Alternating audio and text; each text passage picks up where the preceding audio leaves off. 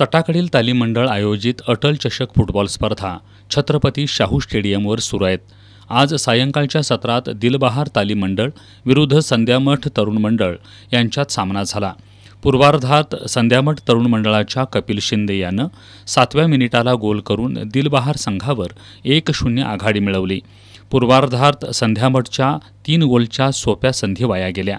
मध्यंतरांपर्यंत हा सामना 1-0 असा राहिला। उत्तरार्धात दिलबहारचा खेळ संथ झाला। संध्यामठच्या श्रीधर परब, सचिन गायकवाड यांनी वेगवान खेळ केला। दिलबहारच्या पार्थ कांबळे, प्रतीक कांबळे, अजीज मोमीन, आयुष पाटील, शक्ती रायकर या खेळाडूंनी गोलची बरोबरी साधण्यासाठी केलेले प्रयत्न निष्फळ ठरले। संपूर्ण वेळेत संध्यामठ तरुण मंडळानं हा सामना 1-0 अशा गोल फरकानं जिंकून स्पर्धेच्या उपांत्य फेरीत प्रवेश केला। संध्यामठचा अवधूत तिवारी हा सामनावीर तर दिलबहारचा प्रतीक कांबळे हा लढवय्या खेळाडू ठरला।